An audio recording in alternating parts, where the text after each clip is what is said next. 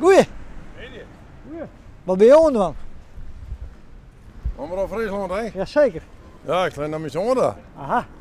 Ja, die had wat hout nodig. Dan breng je dat erheen nou. Zo ben je dan denk ik wel weg? Natuurlijk. Alles voor de band nou. Ja. Ja, daar is het zo moeilijk aan. Het is heel makkelijk. Bel je erop en brengen. En wat kost je maatje of zo? Wat is de bedoeling? Nee, maar een stukje in het boord maken worden.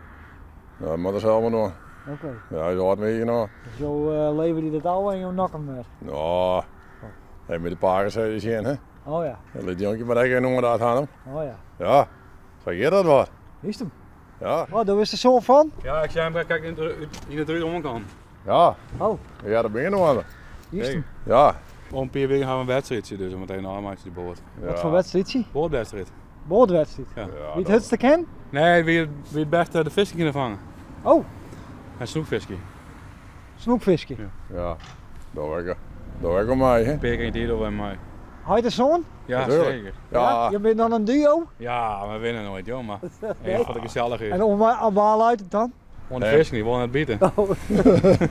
Ja, prachtig mooi. En een En op water. uitje. Ja, precies. Nou, je bent ook wel wat vrolijk duo. Ik word, ben altijd vrolijk. Ja. De landing en apen genoemd. Van het leven mag je genieten. Ja. Ik geniet altijd. Ja? Ja, tuurlijk. Waar mag ik hem googlen dan? Ja, dat weet ik net maar. Nee, Net als het eerst dit zijn in het leven. natuurlijk. Je moet positief in het leven blijven. Oh, dan kom je vrouw eigenlijk met mijn zoon om. Het vallen, hè? Hop. Ja, ik ga je vasthouden. Ja. Dat bezit het leven uit, toch? Ja. Vallen en opstaan, zei ze dan. Hoor. Ja, dat bezit het leven uit. Ja. Vallen en opstaan. Dat is gewoon zo. Ja, Hey. Ja.